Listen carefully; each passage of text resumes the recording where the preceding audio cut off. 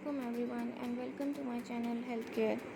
आज का जो हमारा टॉपिक है वो है फर्स्ट ट्राइमेस्टर ऑफ प्रेगनेंसी यानी प्रेगनेंसी के पहले 3 माह।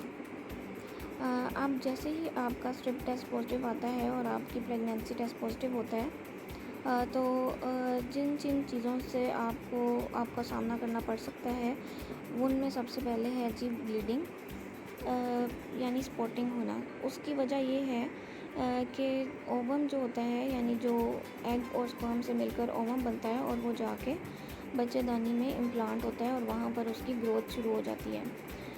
तो जैसे ही इम्प्लांटेशन होती है तो कुछ ख़वातीन में स्पॉटिंग हो सकती है जिसके लिए परेशानी की ज़रूरत नहीं है। मगर अगर ब्लीडिंग ज़्यादा होती है तो आपने इस चीज़ का ख्याल रखना है कि आपने डॉक्टर से फौरी रब्ता करना है, क्योंकि कभी कभार अगर मिसकैरेज हो रहा हो तो उसमें भी ब्लीडिंग होती है। और इसके अलावा अगर ओवम अपनी जगह के अलावा किसी और जगह पर जाकर नशोनुमा पाना शुरू कर दे या किसी और जगह पे इम्प्लांट हो जाए बच्चेदानी के अलावा, इसको एक्टोपिक प्रेगनेंसी कहते हैं। और एक्टोपिक प्रेगनेंसी अगर हो तो उसमें भी ब्लीडिंग का खदशा होता है। तो ब्लीडिंग की ये वजूहात हैं। नॉर्मली भी ब्लीडिंग हो सकती है, इसके अलावा मसाइल की वजह से भी ब्लीडिंग हो सकती है। इसके अलावा कुछ ख़वातीन में ब्रेस्ट की टेंडरनेस शुरू हो जाती है यानी छाती में दर्द। इसकी वजह ये होती है कि बॉडी में हार्मोन्स की चेंजेस हो रही होती हैं और हार्मोनल चेंजेस की वजह से जो है छाती का दर्द हो सकता है, जो कि एक नॉर्मल है। इसके अलावा कुछ ख़वातीन में कब्ज़ का होना या ख़वातीन में सुस्तपन आ जाना, थकावट होना, ये एक नॉर्मल चीज़ है। कभी कभार ऐसा होता है कि डिस्चार्ज भी हो सकता है। डिस्चार्ज का मतलब ये है कि पानी का अखराज होना। मगर अगर आपको पानी का अखराज इस किस्म का है कि उसमें स्मेल नहीं है या उसका रंग जो है वो पीला या ग्रीन नहीं है तो आपको परेशान होने की ज़रूरत नहीं है।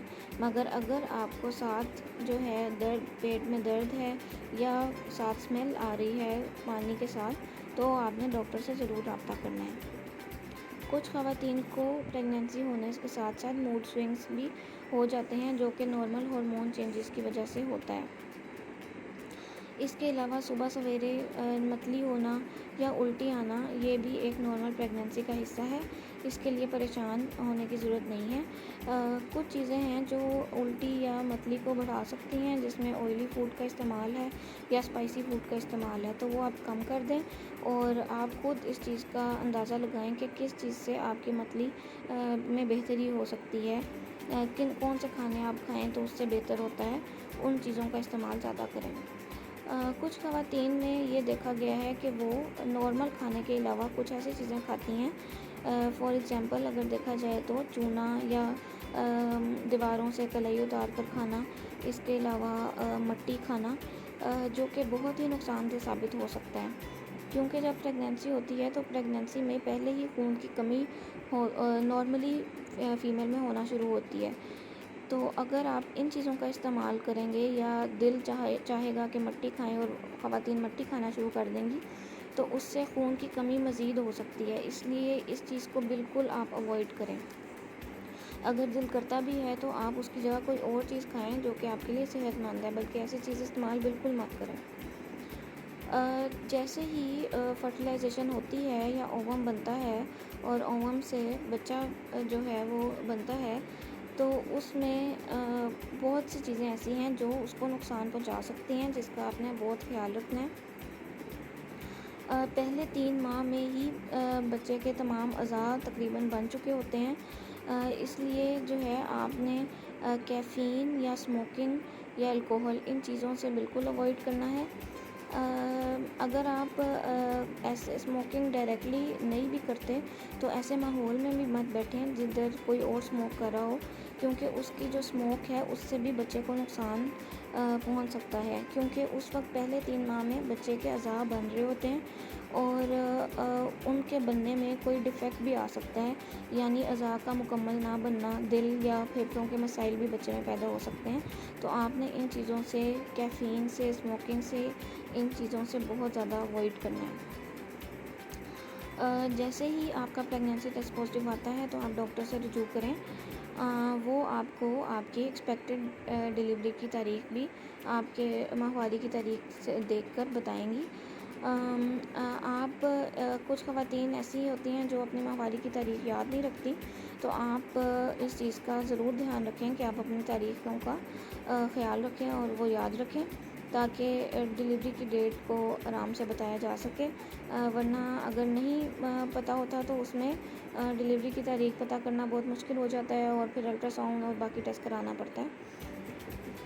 इसके अलावा जब आप डॉक्टर के पास जाएंगे तो वो आपके पहले 3 माह जब प्रेगनेंसी टेस्ट पॉजिटिव आता है तो साथ ही जब आप डॉक्टर के पास जाते हैं तो आपके खून के टेस्ट, ब्लड टेस्ट होता है। इसके अलावा पेशाब का टेस्ट कराया जाता है। आपके सारे ब्लड प्रेशर, शुगर, वेट, ये चीज़ें चेक की जाती हैं। इसके अलावा जो है बच्चे के दिल की धड़कन चेक की जाती है, जो कि अल्ट्रासाउंड करवा के पता चलाया जाता है। और वो जब 6 वीक्स प्रेगनेंसी के होते हैं, 6 वीक्स में भी ये दिल की धड़कन आ जाती है। इसके अलावा मैक्सिमम ये है कि 8 हफ़्तों तक या 10 हफ़्तों तक बच्चे के दिल की धड़कन आ जानी चाहिए, तो वो जो है स्कैन करके पता चलाया जाता है।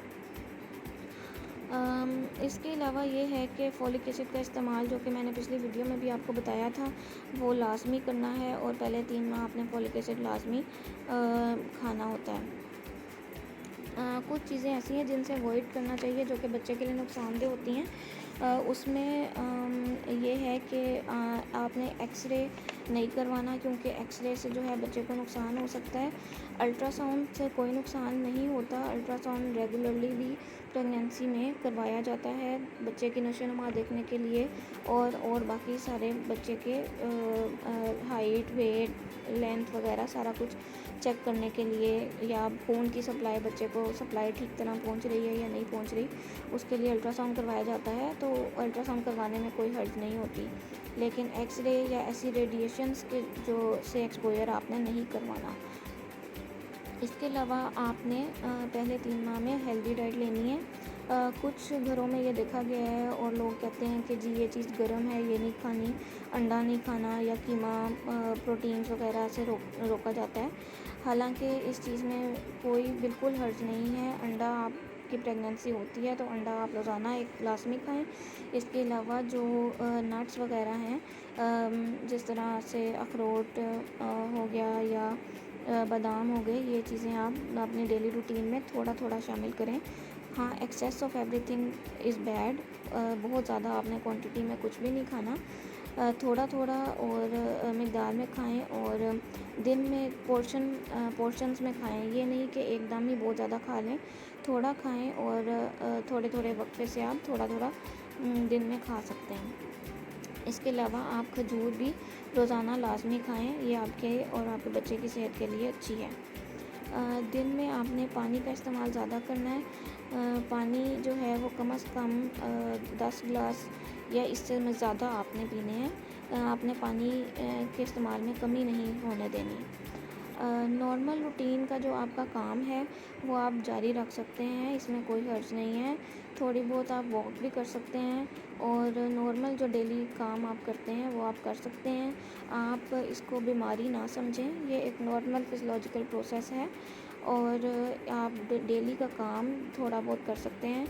हाँ, इस चीज़ से आपने परहेज़ करना है कि आपने बहुत वज़नी चीज़ें, भारी चीज़ें नहीं उठानी, मगर नॉर्मल जो डेली रूटीन वर्क है वो आप जारी रख सकते हैं।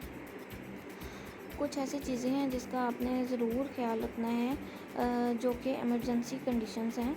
और फॉर एग्ज़ाम्पल, अगर आपके पेट में शदीद दर्द शुरू हो जाता है, ब्लीडिंग ज़्यादा होने लग जाती है, आपको चक्कर आते हैं, बहुत जल्दी जो है वो सांस फूलना शुरू हो जाता है, या वज़न बहुत ज़्यादा बढ़ने लग जाता है, एक हद से ज़्यादा बढ़ना शुरू हो जाता है, तो वो उसके बारे में आपने फ़ौरन डॉक्टर से मशवरा करना है और रब्ता करना है।